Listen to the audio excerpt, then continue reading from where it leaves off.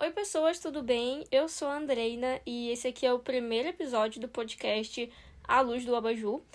E o primeiro livro que eu escolhi para a gente startar esse podcast é o Outsider. Eu tenho aqui o livro físico dele e é um livro que eu herdei, na verdade. Então, ele já tá bem velhinho. Eu acho que é um dos maiores livros que eu tenho aqui em casa. Ele tem, deixa eu ver quantas páginas. 523 páginas. Eu cheguei a ver o primeiro episódio da série, já tem uma série desse livro, e eu gostei bastante. Só que eu queria terminar o livro antes de assistir a série. Isso já faz muito tempo, então hoje criei vergonha e tô lendo aqui esse livro. Outsider é um livro do Stephen King. Esse livro foi lançado em 2018 e é um livro sobre investigação criminal. Não sei se é sobre o assassinato ou o desaparecimento de um menino de 11 anos. E a capa do livro é um homem de calça, camisa longa, segurando uma sacola. E a gente consegue ver apenas a silhueta desse homem, como se fosse só uma sombra dele, né? E ele tá segurando uma sacola, tem olhos vermelhos, tá em uma área que parece ser de mata. Atrás dele a gente vê várias, como se fossem nuvens de fumaça. E ele tá pisando nesse, que parece ser tipo uma floresta, uma plantação, mata, enfim, com várias flores. E essa cena toda tá de cabeça para baixo pra gente. Então, vou começar aqui, primeiro capítulo desse livro. Se eu tomar um susto aqui é porque possivelmente eu posso ter encontrado alguma aranhazinha, algum bichinho dentro do livro, porque ele é antigo. Tá, então vamos começar aqui. A prisão, 14 de julho. Capítulo 1. Era um carro sem nada de destaque, apenas um sedã americano qualquer com alguns anos de idade. Mas o tipo dos pneus e os 3 passageiros deixavam claro que o veículo era de verdade.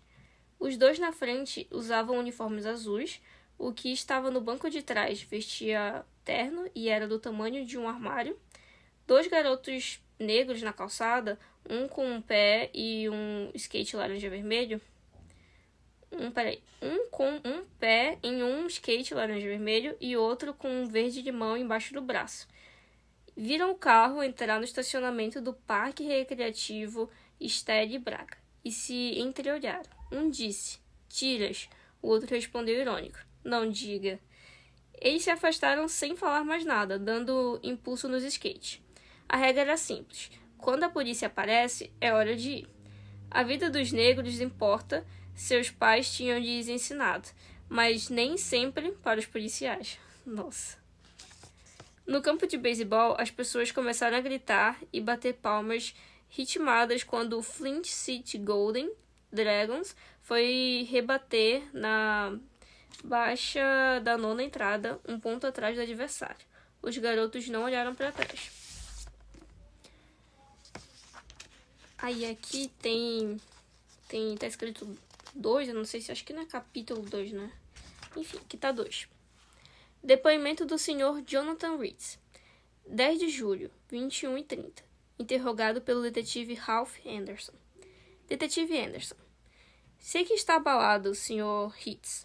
É compreensível, mas preciso saber exatamente o que você viu esta noite.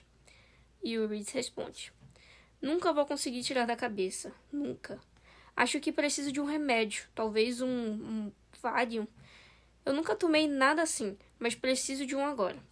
Meu coração parece que ainda está na garganta. Avise ao pessoal da polícia que, se encontrarem vômito no local, e acho que vão encontrar, é meu. E não... Peraí que eu me perdi... E não tenho vergonha de admitir. Qualquer um teria colocado o jantar para fora se visse alguma coisa daquelas. Detetive Anderson. Tenho certeza de que um médico vai prescrever alguma coisa para lhe acalmar quando terminarmos. Posso providenciar isso, mas, neste momento, preciso de você lúcido. Entende isso, não entende? E o Reese diz sim, claro. Então, Anderson diz, Só me conte tudo o que viu e vamos poder terminar essa conversa o quanto antes. Consegue fazer isso? Tudo bem. Saí para passear com o Dave por volta das 6 da tarde. Dave é o nosso Bugle. Ele janta às 5. Minha esposa e eu jantamos às 5:30. Às 6, Dave está pronto para fazer as coisas dele. Quer dizer, o número 1 e o número 2. Eu passeio com ele enquanto Sandy, minha esposa, lava a louça. É uma divisão justa de trabalho. Uma divisão...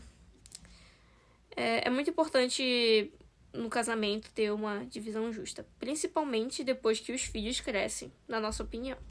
Estou fugindo do assunto, não estou? A detetive Anderson comenta. Tudo bem, Sr. Reese. Conte do seu jeito. Aí Reese segue. Pode me chamar de John. Não suporto Sr. Reese. Fico me sentindo igual ao biscoito. Era assim que as crianças me chamavam quando estava na escola. Reese Cracker. Anderson. Você está passeando com o cachorro. Aí Reese segue. Isso mesmo. E quando ele sentiu um cheiro forte, acho que cheiro de morte, tive que segurar a coleira com as 2 mãos. Apesar de Dave ser pequeno, ele queria até o que estava farejando. O detetive Anderson. Espere, volte um pouco. Você saiu de casa na Avenida Mulberry, 249, às 6 horas?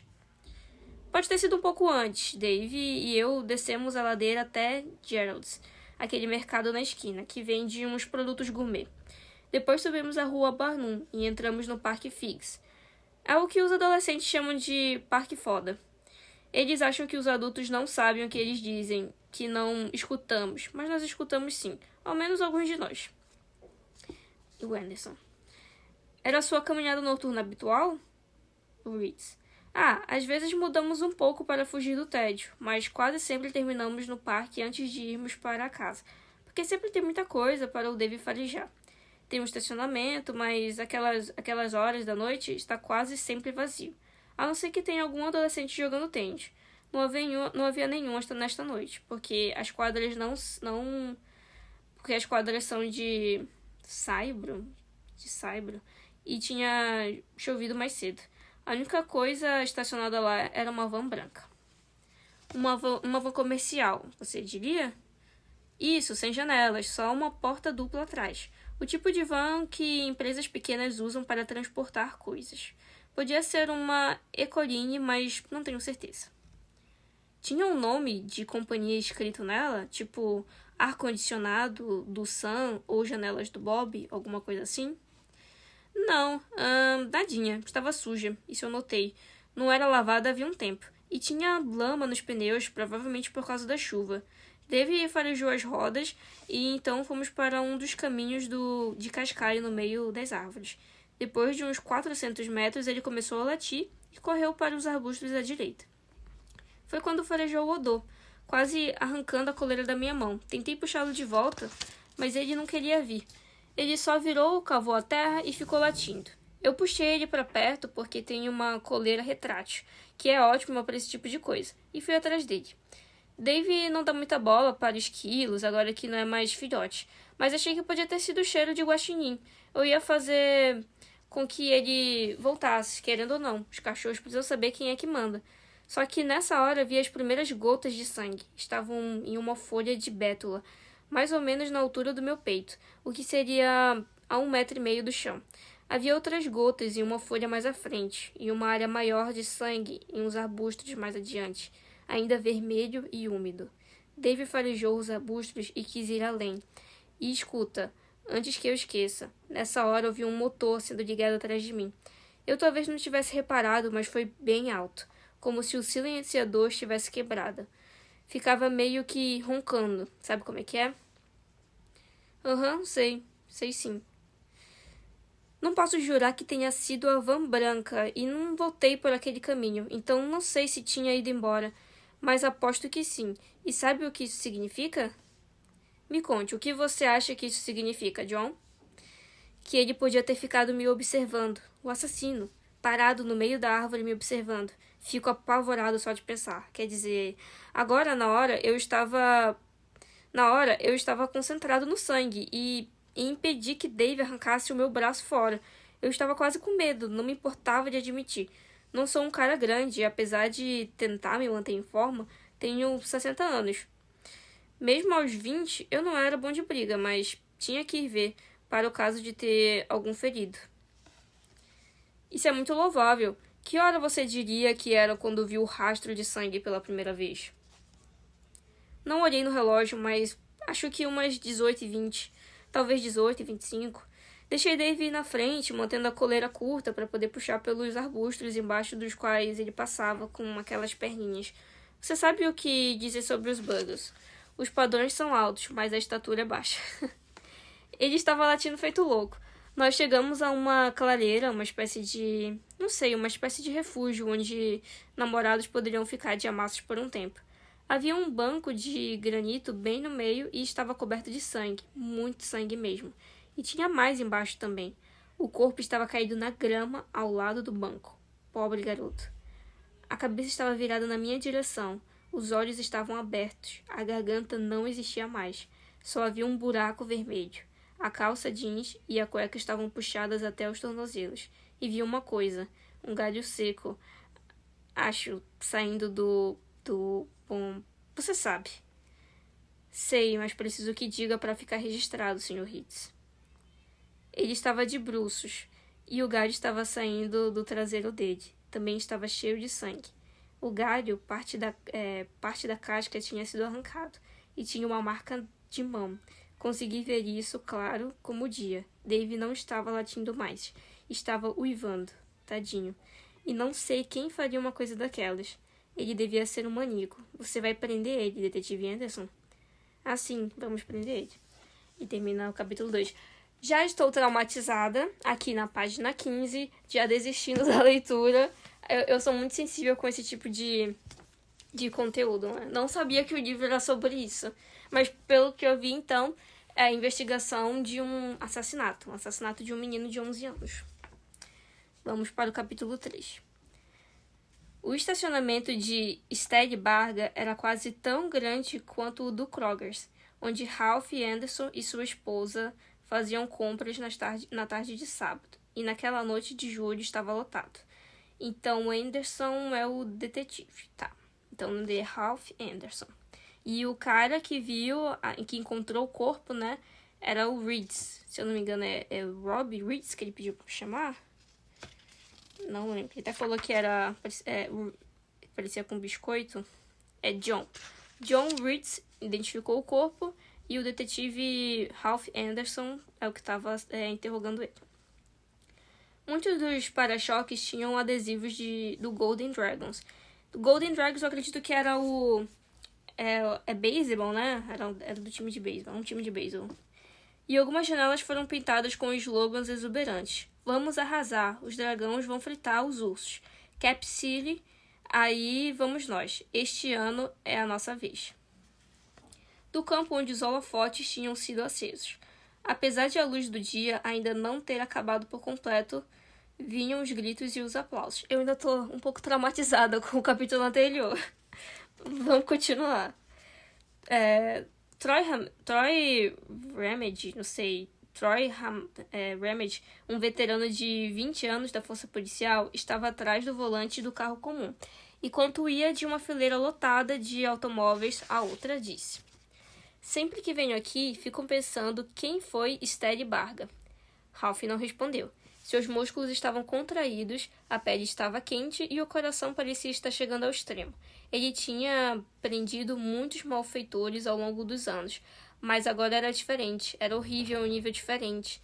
E, pessoal, aquilo era o pior, era pessoal. Ele não devia estar participando da prisão e sabia disso, mas depois do último corte orçamentário, só havia 3 detetives em tempo integral na polícia de Flint City. Jack Hoskins estava de férias, pescando em algum lugar no meio do nada e não fazia a menor falta. Beth Riggins, que devia estar com licença maternidade, estaria ajudando a polícia estadual com outro aspecto do trabalho daquela noite. Ele esperava por Deus que não estivesse indo rápido demais. Expressar essa preocupação para Bill Samuels, o promotor público do condado de Flint.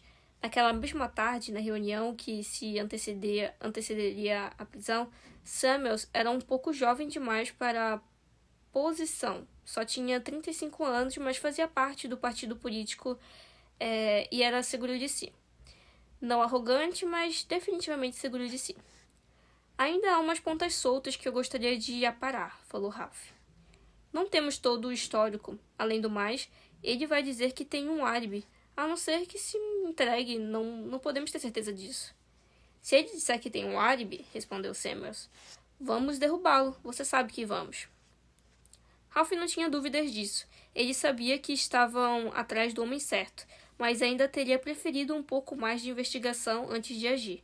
Encontrar os buracos do álibi do filho da puta, abrir esses buracos um pouco mais, deixá-los largos, o bastante para um caminhão passar, depois prendê-lo. Na maioria dos casos, isso seria o procedimento correto. Mas não nesse. 3 coisas, disse Samuels. Está pronto para elas? Ralph assentiu. Eu tinha que trabalhar com aquele homem, afinal. Primeira coisa, as pessoas dessa cidade, com especial os pais de filhos pequenos, estão apavoradas e furiosas. Querem uma prisão rápida para se sentirem seguras de novo. Segundo, as provas não deixam dúvidas. Nunca vi um caso tão amarrado. Não concorda comigo sobre isso? Concordo. Tudo bem, e agora vem a terceira coisa, a mais importante. Summers se inclinou para a frente. Não podemos dizer se ele já fez isso antes. Não podemos dizer se ele já fez isso antes. Se bem que, se fez, acho que vamos acabar descobrindo quando começarmos a investigar mais fundo. Mas, sem dúvida, ele fez agora. Explodiu. Passou dos limites. E quando isso acontece, ele pode fazer de novo, disse Ralph. Exato. Não é o cenário mais provável, tão pouco tempo depois de Peterson. Mas é possível. Peterson, será que é o menino que morreu? Ele passa o dia inteiro com crianças, caramba. Garotos novos. Se matasse um deles, a gente perder o emprego nem seria o mais importante. Não conseguíamos nos perdoar. Ralph já estava tendo dificuldade de se perdoar por não ter percebido antes. Era um pensamento irracional. Não dava para encontrar um sujeito em um churrasco depois do final de semana. Não dava para encontrar um sujeito em um churrasco depois do final da temporada de jogos da Liga Infantil e saber que ele estava planejando um ato inimaginável, cortejando a ideia, alimentando e a vendo a crescer. Mas a irracionalidade não mudava o sentimento. Agora inclinado entre os 2 policiais no banco da frente, Ralph disse, ali, tente as vagas de deficiente. Do banco de passageiro, o policial Tom Yates disse, a multa é de $200 para isso, chefe. Acho que vão deixar passar dessa vez, disse Ralph. Eu estava brincando. Ralph se amou para a resposta atravessada, não falou nada. Vaga de aleijado à frente, disse Hammond. Temos 2 vagas. Ele entrou em uma delas e os 3 homens saíram. Ralph viu Yates soltar e a tira que prendia o cabo de Glock e balançou a cabeça. Perdeu a cabeça? Deve ter umas 1.500 pessoas no jogo. E se ele correr? Você pega ele. Ralph se encostou no capô do carro e ficou olhando os 2 policiais de Flint City saírem na direção do campo, dos holofotes e das arquibancadas lotadas, onde as palmas e os gritos estavam ficando mais altos e intensos. Prender o assassino de Peterson rápido foi uma decisão que ele e Samuels tomaram juntos, ainda que com relutância. Prendê-lo no jogo foi uma decisão apenas de Ralph. Hammond olhou para trás. Deixa eu passar a página. Você vem? Não, faça o que tem que fazer. Leiam os direitos dele certinho e bem alto e depois tragam ele para cá. Tom, quando formos embora, você vai no banco de trás com ele. Vou na frente com o Troy Bill Samuels. Está esperando... eu vou na frente com o Troy. Bill Samuels está esperando a minha ligação e vai estar na delegacia quando chegarmos lá. Tem que ser trabalho de primeira até o final, mas a prisão é toda de vocês. O caso é seu, disse Yates. Por que não ia querer prender o filho da puta você mesmo? Ainda de braços cruzados, Ralph disse. Porque o homem que estuprou Frank Peterson com um galho de árvore e arrancou a garganta dele treinou meu filho por 4 anos. 2 na Liga Mirim e 2 na Liga Infantil.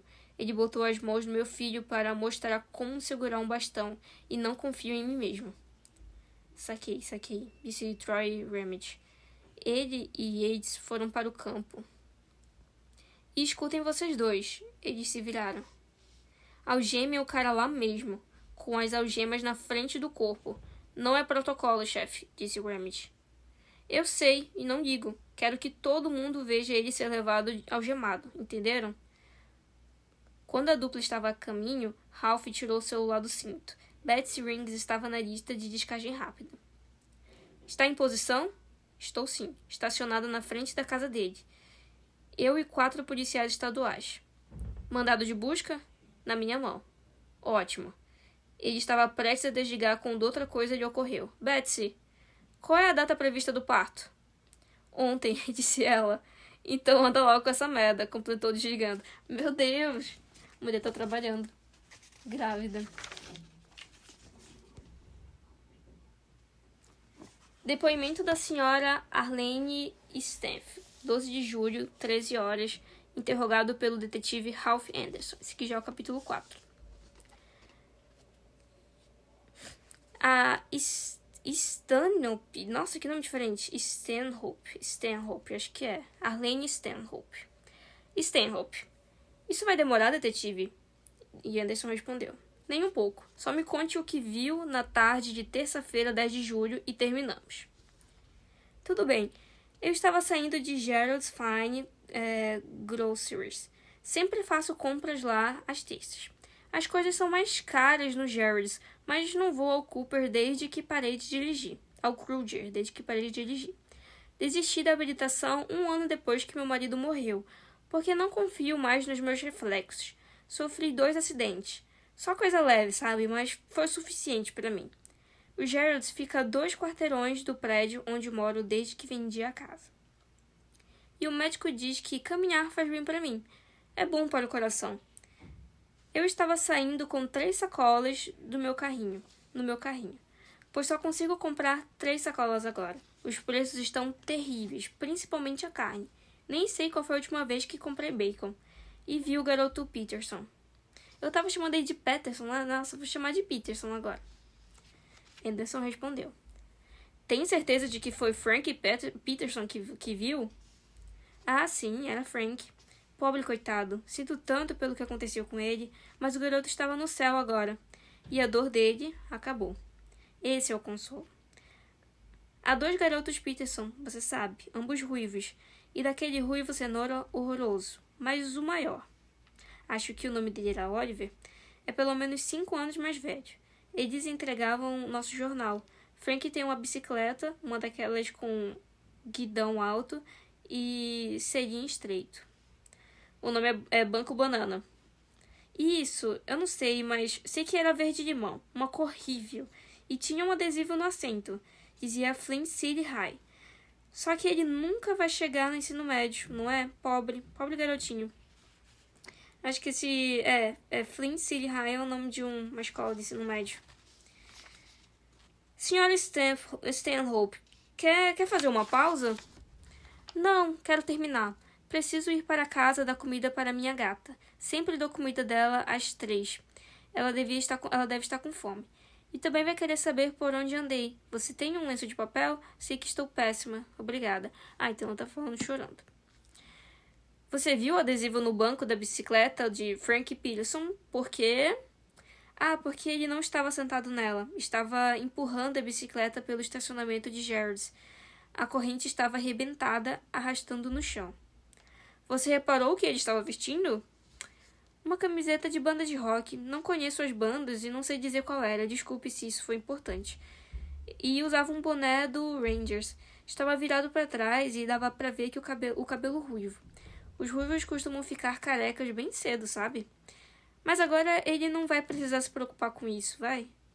Sei lá, tô achando essa mulher suspeita. É tão triste. Bom, tinha uma van branca suja parada no lado mais distante do estacionamento. E um homem saiu e foi até Frank. Ele estava... Já vamos chegar nesse ponto, mas antes quero saber da van. Era o tipo sem janelas? Era. Sem nada escrito, nenhum nome de empresa, nem nada do tipo? Não que eu tenha visto. Certo, vamos falar sobre o homem. Você o reconheceu, senhorita Stanhope? Claro, era Terry Maitland. Todo mundo no Northside conhece o treinador Terry. Chamo ele assim até no ensino médio. ele dá aula de inglês. Meu marido deu aula com ele antes de se aposentar. Chamou ele de treinador T, porque Terry treina a liga infantil, depois o time de beisebol da liga da cidade quando a infantil acaba. E no outono, treina garotinhos que gostam de jogar futebol americano. Tem um nome para essa liga também, mas não lembro. Se pudermos voltar para o que viu na terça tarde, não tenho muito mais a contar. Frank falou com o treinador T e mostrou a corrente quebrada. O treinador T assentiu e abriu a parte de trás da van branca, que não podia ser dele. Por que diz isso, senhorita Stanhope? Porque tinha uma placa laranja. Não sei de que estado seria. A minha visão de longe não é mais o que era, mas sei que as nossas placas de Oklahoma são azuis e brancas. Não consegui ver nada na traseira da van, além de uma coisa verde comprida, que parecia uma caixa de ferramentas. Era uma caixa de ferramentas, detetive. Ela perguntou, era uma caixa de ferramentas, detetive? O que aconteceu depois? Bom, o treinador T colocou a bicicleta de Frank na parte de trás e fechou a porta. Deu um tapinha nas costas do menino, em seguida foi até o banco de motoristas e Frank foi para o lado do passageiro. Os dois entraram e a van foi embora pela Avenida Mulberry. Achei que o treinador ia levar o garoto para casa. Claro que achei. O que mais eu pensaria? Terry mora no West Side há 20 anos. Tem uma família ótima, esposa e 2 filhas. Posso pegar outro lenço, por favor? Obrigada. Estamos acabando? Sim, e a senhora já me ajudou bastante. Acredito que antes de eu começar a gravar, você tenha dito que isso foi por volta das 3 horas? Às 3 em ponto. Ouvi o sino do relógio da prefeitura batendo na hora, assim que saí com o meu carrinho. O garoto que você viu, o ruivo, era Frank Peterson? Era. Os Peterson moravam logo na esquina. Olha, entregavam meu jornal. Vejo esses garotos o tempo todo. E o homem que o pôs a bicicleta na parte de trás da van branca e saiu dirigindo com Frank Peterson era Terrence Maitland, também conhecido como um treinador Terry ou treinador T? Sim. Você tem certeza disso? Ah, tenho. Obrigada, senhorita Stanhope. Quem acreditaria que Terry faria uma coisa dessas? Você acha que houve outros? Pode ser que isso seja descoberto ao longo da nossa investigação. Capítulo 5. Como todos os jogos do torneio da Liga da Cidade aconteciam no campo Estélio Barga, o melhor campo de beisebol do condado e o único com iluminação para jogos noturnos, a vantagem do time da casa era decidida na moeda. Terry Maitland pediu coroa antes dos jogos, como sempre fazia. Era uma superstição passada pelo treinador dele na Liga da Cidade. Era uma superstição passada pelo treinador dele na Liga da Cidade, no passado. E deu coroa. Não digo para onde vamos jogar, só gosto de escolher atacar depois, sempre dizia para os garotos. E naquela noite, ele precisava atacar depois.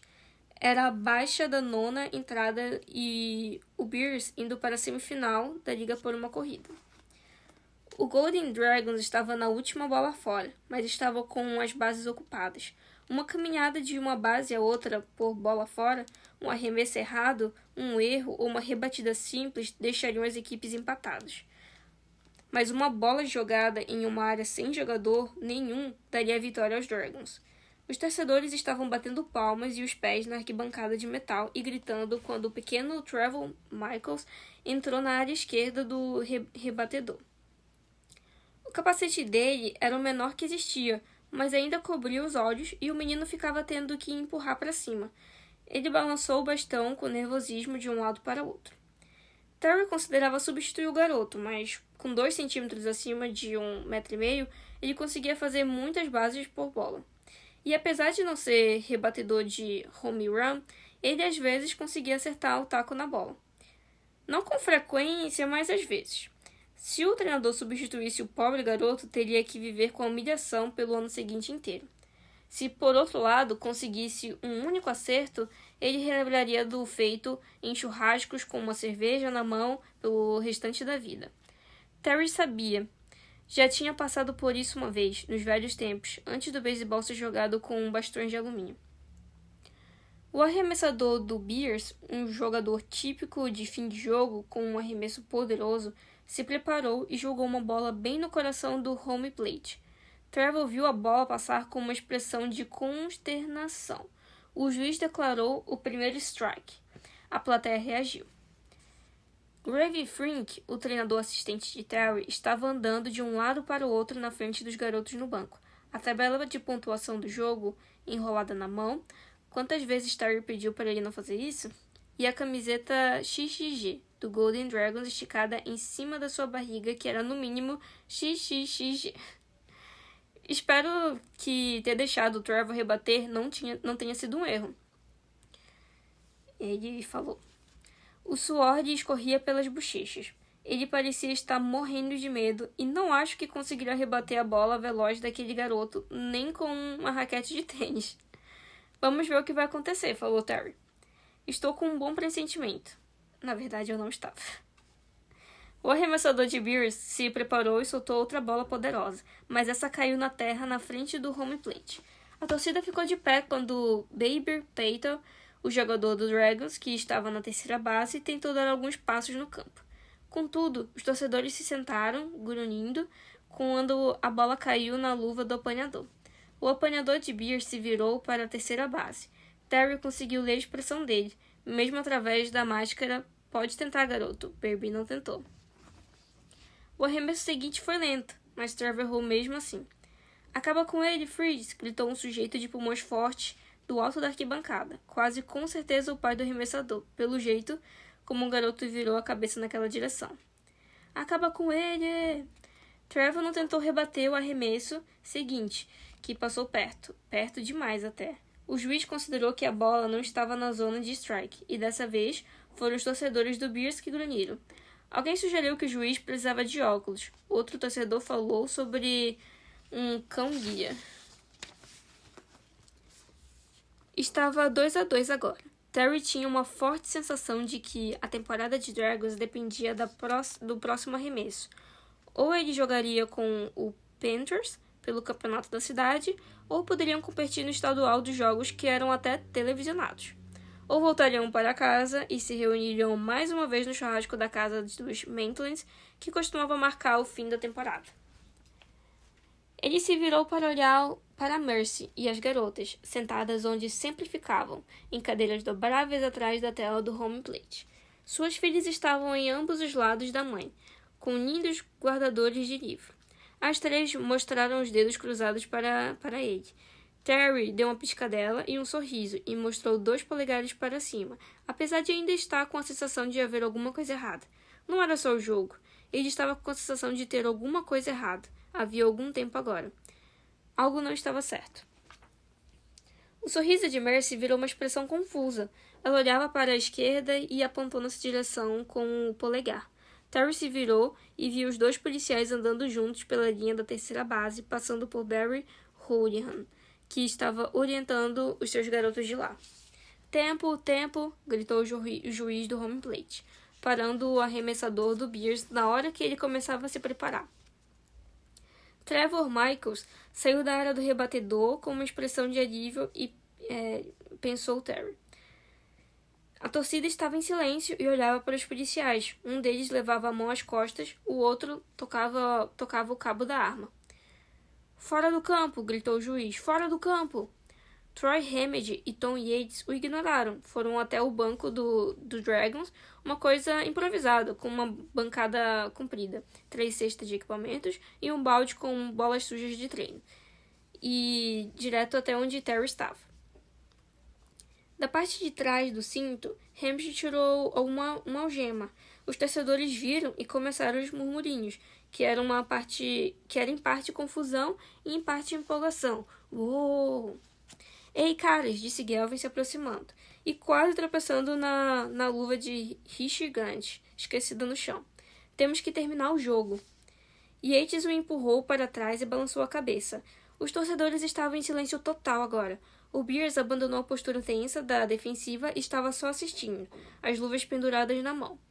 O apanhador correu até o arremessador. Eles ficaram parados juntos entre o montículo e o home plate.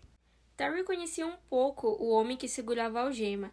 Ele, às vezes, ia com o irmão assistir os jogos de futebol americano no outono. Troy, o que está acontecendo? O que houve? Remage não viu nada no rosto do homem além do que parecia uma perplexidade honesta, mas ele era o policial desde os anos 90 e sabia que os piores aperfeiçoavam aquela expressão de quem? Eu? Como se fosse uma ciência. E aquele cara era do pior tipo. Lembrando-se das instruções de Anderson e não se importando nem um pouco em obedecê-las, ele ergueu a voz para poder ser ouvido por toda a plateia, que o jornal do dia seguinte anunciaria como sendo de 1.588 pessoas. Terence Maitland, você está preso pelo assassinato de Frank Peterson. Outro das arquibancadas. Dessa vez mais alto, o som de um vento crescente. Terry franziu a testa para Remedy. Entendeu as palavras. Eram palavras simples que formavam uma frase simples. Ele sabia quem Frank Peterson era e o que tinha acontecido com o garoto, mas o significado das palavras lhe fugia. Só conseguiu dizer: o quê? Você tá de brincadeira? E foi nessa hora que o fotógrafo esportivo de Flint City Call tirou a foto dele, e a que apareceu nas primeiras páginas no dia seguinte. Sua boca estava aberta, seus olhos arregalados, seu cabelo saía pelas beiradas do boné do Golden Dragons. Na foto, ele parecia, ao mesmo tempo, debilitado e culpado. O que você disse? Estique os pulsos, por favor. Terry olhou para Mercy e as filhas, ainda sentadas na cadeira atrás das grades do arame, olhando para ele com expressões idênticas de surpresa congelada. O horror viria depois. Baby Peira saiu da terceira base e começou a andar em direção ao banco, tirando o capacete e exibindo o cabelo preto suado. E Terry viu que o garoto estava começando a chorar. Volte para lá, gritou Gavin para ele. O jogo ainda não acabou. Porém, Baby só ficou parado no território de falta, olhando para Terry e chorando. O homem olhou para o garoto, seguro, quase seguro, de que estava sonhando tudo aquilo. E então Tom Yates o segurou e puxou seus braços com força suficiente para fazer o treinador cambalear para a frente. Remedy fechou as argolas da algema. Era uma algema de verdade, não aquelas tiras plásticas, grandes e pesadas, brilhando no sol da tarde. Com a mesma voz alta, ele declarou: você tem o direito de permanecer calado e se recusar a responder perguntas. Se abrir mão deste direito, qualquer coisa que disser poderá ser usada contra você no tribunal. Você tem direito a um advogado presente durante o interrogatório. Agora ou no futuro. Entendeu? Troy! Terry mal conseguiu ouvir a própria voz. Parecia que estava sem ar depois de um soco. O que estava acontecendo? Em nome de Deus? Remedy não lhe deu atenção. Entendeu? Mercy foi até a cerca de arame, passou os dedos pelos buracos e sacudiu. Atrás dela, Sarah e Grace choravam. Grace estava de joelhos ao lado da cadeira da irmã. A dela tinha caído para trás na terra. O que está acontecendo? Gritou Mercy. O que estão fazendo? Em nome de Deus, e por que estão fazendo aqui? Entendeu? O que Terry entendia era que tinha sido algemado e agora estava ouvindo seus direitos na frente de 1.500 pessoas, a esposa e suas filhas pequenas entre elas. Não era um sonho e não era apenas uma prisão, era por motivos que ele não conseguia compreender, uma humilhação pública. Melhor acabar com aquilo o mais rápido possível e esclarecer as coisas. Se bem que, mesmo chocado e atordoado, ele sabia que sua vida não voltaria ao normal por muito tempo. Entendi, disse ele, e falou: treinador Freak, calma. Gavin, que estava se aproximando dos policiais com as mãos fechadas e o rosto gordo em um tom furioso e vermelho, baixou os braços e recuou. Ele olhou para Mercy, pela grade, ergueu os ombros enormes e abriu as mãos gordas. No mesmo tom alto, como um pregoeiro anunciando as notícias da semana em uma praça da Nova Inglaterra, Troy Remedy continuou. Ralph Anderson conseguia ouvi-lo de onde estava, encostado no carro. Estava fazendo um bom trabalho. O Troy. Era uma coisa feia, e Ralph achava que ele talvez fosse repreendido depois, mas não seria repreendido pelos pais de Frank Peterson. Não, não por eles. Se não puder pagar um advogado, um será providenciado antes de qualquer interrogatório se desejar, entendeu? Sim, disse Terry. Também entendi outra coisa. Ele se virou para a plateia. Eu não faço ideia de por que estou sendo preso. Gavin Frick vai terminar o jogo como treinador. E então, como se apenas tivesse lembrado depois... Baby, volte para a terceira base e lembre-se de correr por território de falta. Houve algum aplauso, mas só um pouco. O homem com pulmões poderosos, que deveria ser o pai do arremessador de Bears, gritou. O que você disse que ele fez? E a plateia respondeu a pergunta, murmurando as duas palavras que logo repercutiram por todo o West Side e pelo resto da cidade. O nome de Frank Peterson. Yates segurou Terry pelo braço e começou a levá-lo na direção do trailer de lanches do estacionamento mais além. Você poderia pregar para a plateia depois, Maitland? Agora vai para a cadeia e adivinha, aqui no estado tem pena de morte e nós fazemos uso dela. Mas você é professor, né? Já deve saber disso. Eles não tinham dado nem 20 passos do banco de reserva improvisado quando Mercy Maitland os alcançou e segurou o braço de Tom Yates. O que você pensa que está fazendo? Yates soltou o braço da mão dela, e quando a mulher tentou segurar o braço do marido, Troy, a empurrou para longe. Com gentileza, mais firme. Ela ficou parada por um momento, atordoada, e viu Ralph Anderson se aproximando para se encontrar com os policiais. Ela o conhecia da liga infantil, quando Derek Anderson, que é o filho dele, né, jogou no time de Terry. Gerald's Fine Grocery Lions. Jogou no time de Terry. Gerald's Fine Grocery Lions é o nome do time. Ralph não conseguia ir a todos os jogos, é claro, mas ia ao máximo que podia. Na época, ele ainda usava uniforme. Terry mandou um e-mail de parabéns quando Ralph foi promovido a detetive.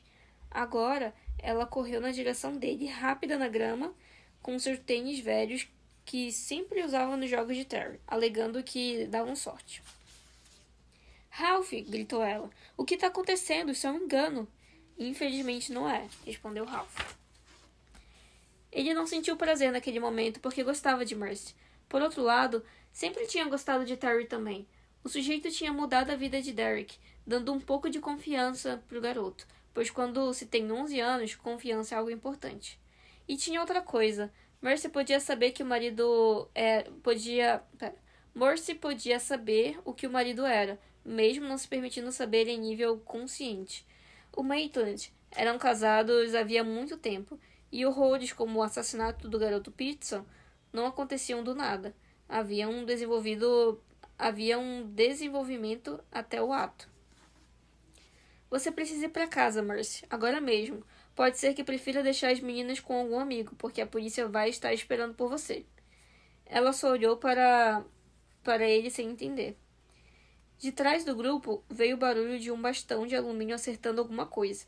Embora tenha havido pouca comemoração, quem assistiu ao jogo ainda estava em choque e mais interessado no que acabaram de testemunhar do que na partida diante deles. Era uma pena. Trevor Michaels acertou a bola com mais força que em qualquer outra ocasião da vida, com mais força do que quando o treinador T arremessava bolas fáceis no treino. Infelizmente, foi uma linha reta direto até um intervalo do Bears, que nem precisou pular para pegar a bola. Fim de jogo.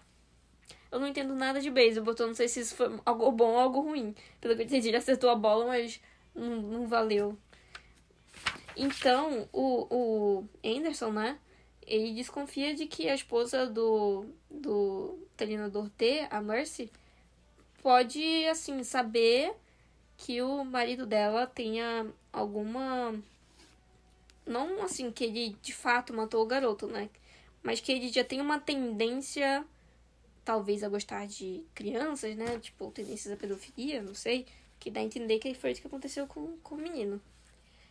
Vamos para o capítulo 6. Depoimento de Johnny Morris, 12 de julho, 17h45. Interrogada pelo detetive Ralph Anderson. Senhora Francine Morris, presente. Detetive Anderson. Obrigada por trazer a sua filha até a delegacia, senhora Morris. Juni, como está o refrigerante? Juni Morris. Está bom. Estou encrencada? Nem um pouco, só quero fazer algumas perguntas sobre o que você viu 2 noites atrás. Quando viu o treinador Terry? Isso mesmo, quando viu o treinador. Desde que ela fez 9 anos... Essa aqui é a Francinha, a mãe dela. Desde que ela fez 9 anos, deixamos que desça a rua sozinha para visitar a amiga Ellen, contando que ainda seja dia. Nós não acreditamos em ser pais super protetores. Vou começar a acreditar depois disso, pode ter certeza. O Anderson. Você viu ele depois de jantar, Juni? Não foi? Foi. A gente comeu bolo de carne ontem à noite. Foi peixe. Ontem à noite foi peixe. A gente comeu bolo de carne, ontem à noite foi peixe. Não gosto de peixe, mas as coisas são assim mesmo. Aí a mãe dela. Ela não precisa atravessar a rua nem nada. Nós achamos que não teria problema, já que moramos em um bairro tão bom. Pelo menos era o que eu pensava. Anderson. É sempre difícil saber quando começa a dar responsabilidade a eles. Agora, Juni, você desceu a rua e passou pelo estacionamento do Parque Figues, certo? Ellen e mim. Aí a mãe dela, Ellen e eu. Ellen e eu estávamos indo terminar o nosso mapa da América do Sul. E para o nosso projeto de acampamento. Nós usamos uma cor para cada país. E estávamos quase terminando. Mas esquecemos do Paraguai. E aí começamos tudo de novo. As coisas são assim mesmo. Depois disso a gente ia jogar Angry Birds. Nossa, faz 1 milhão de anos que eu não ouço falar sobre Angry Birds. E Cozy Hop no iPad de Ellen até meu pai chegar para me levar para casa, porque já estaria ficando escuro. Isso seria que horas, mãe? O noticiário local estava passando quando o Juni saiu. Norm assistia enquanto eu lavava a louça, então foi entre 6 e 6:30.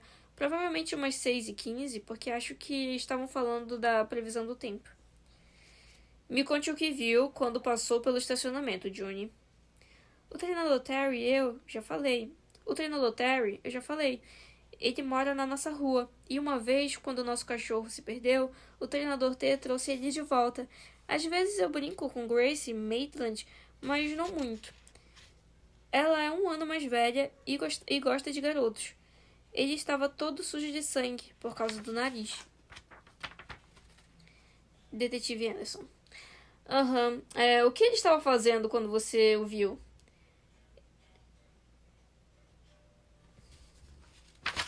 Só um segundo aqui. Tá. Esse aqui é Juni Morris, é a criança. Ele saiu do meio da árvore, me viu olhando e deu tchau. Eu também dei tchau e disse: Ei, treinador, o que aconteceu com você? E ele falou que um galho acertou a cara dele. E disse: Não tenha medo, é só meu nariz sangrando. Acontece o tempo todo. Eu falei: Não estou com medo, mas você não vai mais poder usar essa camisa, porque o sangue não sai. Pelo menos é o que a minha mãe disse. Ele sorriu e disse: Que bom que tenho outras camisas. Mas tinha sujado a calça e as mãos. Ela estava tão perto dele, não consigo parar de pensar nisso, disse a mãe dela. Por quê? Só porque o nariz dele estava sangrando? Rolf Jacobs também ficou com o nariz sangrando no parquinho ano passado, quando caiu. Mas não fiquei com medo. Eu ia dar o meu lenço para ele, mas a senhora Grisham levou ele para a enfermaria primeiro. Quão perto você estava? Não sei. Ele estava no estacionamento e eu na calçada. Que distância dá isso? Também não sei, mas com certeza vou descobrir. O refrigerante tá bom? Você já me perguntou isso. Ah, é verdade. As pessoas velhas são esquecidas. É o que meu avô diz. Juni, que falta de educação. Tudo bem, seu avô parece ser um homem sábio, Juni. O que aconteceu depois? Nada. O treinador Terry entrou na van e foi embora. De que cor era a van? Bom, seria branca se estivesse limpa, acho, mas estava bem suja. E fazia muito barulho e soltava uma fumaça azul. Eca. Tinha alguma coisa escrita do lado, como o nome de uma empresa? Não, era só uma van branca. Você viu a placa? Não. Para que lado a van foi? Pela rua Barnum. E você tem certeza de que o que disse para você que estava com o nariz sangrando, era Terry Maitland? Claro, o treinador Terry. O treinador T. Eu vejo ele o tempo todo. Está tudo bem com ele? Ele fez alguma coisa errada? Minha mãe diz que não posso olhar o jornal nem ver as notícias na televisão, mas tenho quase certeza de que aconteceu alguma coisa ruim no parque. Eu saberia se não estivesse de férias, porque todo mundo fala. O treinador Terry brigou com uma pessoa má? Foi assim que ele ficou cheio de sangue? Você está terminando, detetive. Sei que precisa de informações, mas lembra que sou eu que tenho que colocar ela na cama hoje. Eu vou para a cama sozinha. Certo, estou acabando, Juni. Antes de você ir, queria fazer um joguinho com você. Você gosta de jogos? Gosto, quando não são chatos. Vou colocar 6 fotografias de 6 pessoas diferentes na mesa. E todas são pouco parecidas com o treinador Terry. Quero que você me diga. Este aqui, o número 4, é o treinador Terry. Deixa eu ver se dá tempo. Acho que dá tempo de mais um capítulo. Vamos para o capítulo 7. E já curti também. Troy Hammond abriu uma das portas traseiras do carro de Terry. Terry olhou por cima de ombro e viu Mercy atrás dele, parada no limite do estacionamento. Seu rosto era uma máscara de perplexidade e sofrimento. Atrás dela estava o fotógrafo do Cole, tirando fotos enquanto corria pela grama. Não vão valer nada, pensou Terry, com certa satisfação. Para Mercy, ele gritou. Ligue para Harry Gold, diga que fui preso, diga... Yates botou a mão no alto da cabeça de Terry e empurrou para baixo, para dentro do carro. Chega para o lado, e fique com as mãos no colo enquanto coloca o seu cinto. Terry chegou para o lado e manteve as mãos no colo. Pela janela conseguia ver o placar eletrônico do campo. A esposa dele liderou a campanha de arrecadação para a compra do placar, 2 anos antes. Agora estava parada ali, e nunca esqueceria a expressão no rosto dela. Era o rosto de alguma mulher de país do terceiro mundo vendo seu vilarejo pegar fogo. Então Hammersley se sentou no banco do motorista, Ralph e Anderson no banco do passageiro, e antes mesmo de o detetive terminar de fechar a porta, o carro já estava saindo da vaga de deficientes, cantando os pneus. Hammersley virou para a direita, girando o volante com a base da mão, e seguiu para a Avenida Tinsley. Eles foram sem sirene, mas uma lâmpada azul presa no painel começou a girar e piscar. Terry percebeu que o carro tinha cheiro de comida mexicana. Eram estranhas coisas em que se reparava quando o seu dia, a sua vida, de repente caía de um penhasco, que você nem sabia que estava lá. Ele se inclinou para a frente. Ralph, me escuta. O homem estava olhando adiante. Suas mãos estavam unidas e apertadas. Você pode falar o quanto quiser na delegacia. Porra, deixa ele contar, disse Ramage. Vai poupar o nosso trabalho. Cala a boca, Troy, respondeu Ralph, ainda observando a rua à frente. Terry via 2 tendões saltados na parte de trás do pescoço dele. Ralph, não sei o que te levou até mim, nem porque ia querer me prender na frente da metade da cidade, mas você está enganado. É o que todos dizem, comentou Tony Yates ao lado dele com a voz casual. Fique com as mãos no colo, Maitland. Não coce o nariz. A cabeça de Terry estava ficando mais lúcida agora. Não muito, só um pouco. E ele tomou o cuidado de fazer o que o policial Yates, o nome estava preso na camisa do uniforme, mandou.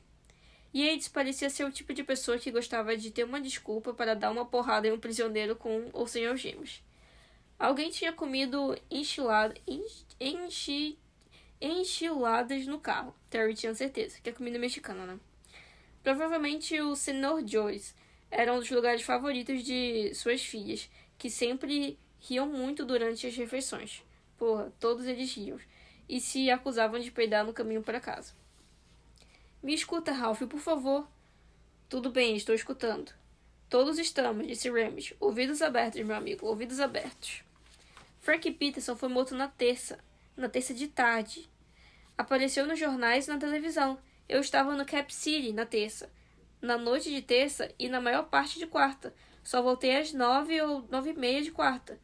Gave Frink, Barry Hoodian e Lucky Spastel, o pai de Baby, treinavam os garotos naquele dia. Por um segundo, o carro ficou em silêncio, não interrompido nem pelo rádio que fora desligado.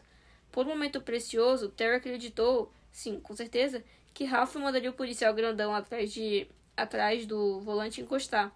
Em seguida, se viraria para ele com os olhos arregalados e constrangido se diria: "Ai, Deus, nós fizemos besteira, não foi?" O que Ralph disse, ainda sem se virar, foi: "Ah, aí vem o famoso álibi." "O quê? Eu não estou entendendo. O que quer dizer?" "Você é um cara inteligente, Terry. Soube disso desde que te conheci, quando você treinava Derek na liga infantil. Se não confessasse de cara o que eu torcia para que fizesse, mas não esperava, eu tinha certeza de que ofereceria um tipo de álibi." Ele enfim se virou e o resto... Ele enfim se virou e o rosto para o qual Terry olhou era de um estranho. "E tenho a mesma certeza de que vamos derrubá-lo porque pegamos você nessa, sem dúvida nenhuma." "O que estava fazendo em Cap City, treinador?" perguntou Yates. E na mesma hora, o homem que tinha mandado Terry nem coçar o nariz pareceu simpático e interessado. O treinador quase contou o que foi fazer lá, mas decidiu que era melhor não falar nada. O choque estava começando a passar. O pensamento a ser substituído por reação... O choque estava começando a passar. O pensamento a ser substituído por reação, e ele percebeu que aquele carro, com um leve aroma de entilhadas, era território inimigo. Era hora de calar a boca até Howie Gold chegar na delegacia. Os dois poderiam resolver o problema juntos. Não devia demorar. Ele percebeu outra coisa também. Estava com raiva, provavelmente com mais raiva do que já tinha ficado na vida. E quando entraram na rua principal e seguiram para a delegacia de Flint City, ele fez uma promessa a si mesmo. Quando o outono chegasse, talvez até antes, o homem no banco da frente, o homem que ele considerava um amigo, estaria procurando um novo emprego. Talvez como segurança de banco em Tulsa ou Armadillo. Bom, gente, eu vou encerrar o episódio por aqui. A gente leu até o capítulo 7, página 34 do livro. E eu acabei de dar uma revisada aqui no que a gente leu. E pelo que eu entendi, o crime aconteceu na terça-feira do dia 10 de julho. O Frank Peterson foi assassinado. E ele é o irmão mais novo, é o filho mais novo da família Peterson, né? Ele tem um irmão mais velho. Ele tinha 11 anos quando ele foi morto. E, de acordo com os depoimentos aqui, até agora, o detetive Anderson, que é o que está responsável pelo caso, pela investigação desse caso, ele já interrogou a Arlene Stanhope, o Jonathan Reed e a June Morris. E pelo que eu anotei aqui desses interrogatórios, Arlene Stanhope declarou, né, que às 3 da tarde ela viu o Frank, que estava andando com a bike dele, que estava com algum problema, então ele encontrou o Terry, e o Terry ajudou ele com a bike. Então ele colocou a bike do Frank na van e levou ele de carona para casa dele, né, em tese. E aí, isso aconteceu às 15, né? Aí, em seguida, a gente tem aqui, acho que em ordem cronológica, né? A gente teria a June Morris, que viu por volta de 18h15 o Terry. Ela fala com ele no estacionamento do Diggs, do Parque Diggs. E, inclusive, lá onde a Arlene viu o Terry, dá a entender que ela viu ele próximo a esse estacionamento Diggs também, que foi no supermercado. Ela estava saindo do supermercado Gerrard's, que é lá perto desse estacionamento. E aí vem o Jonathan. O Jonathan foi a pessoa que achou o corpo. Ele disse, pelo que eu entendi, ele falou antes das 18. Tá, ele falou que antes das 18 ele encontrou o corpo e avistou uma van no Diggs, né? E o corpo foi encontrado pelo que eu entendi, assim, dá a entender que é tipo numa floresta, né? Entrando mais, assim, na florestinha do parque, que é um lugar onde as crianças costumavam ir. Crianças não, né? Os adolescentes costumavam ir pra estar com um parzinho romântico e tal. E o corpo foi encontrado. E tudo indica aqui que todo mundo viu o Terry, todo mundo viu essa van, a tal da van do Terry. E ele foi o principal suspeito, e por isso que o detetive prendeu ele justamente no dia do jogo, também como uma revolta, uma forma de humilhar o Terry, porque o Terry foi um instrutor do filho dele. Então, da história aqui, a gente parou nessa parte. Amanhã, sexta-feira, a gente continua com o segundo episódio. E fora isso, eu quero muito feedback de vocês de como que tá o áudio, se tá tudo ok. Já peço desculpa também, porque eu tô meio gripada. Então, eu comecei com os minhas duas narinas funcionando, depois parei de respirar pelo nariz, então fiquei lendo, fiquei respirando com a boca, não deu muito certo, mas enfim, seguimos, né? Então, se o áudio não ficar legal, eu tento gravar o próximo episódio pelo microfone do computador e tudo mais. Podem deixar aí embaixo nos comentários, eu tô gravando aqui pelo Spotify, né, publicando pelo Spotify, então podem deixar os comentários aqui no Spotify, do que vocês estão achando da leitura, do que estão achando do áudio. E é isso, pessoal, obrigada por ter ouvido até aqui e até o próximo episódio.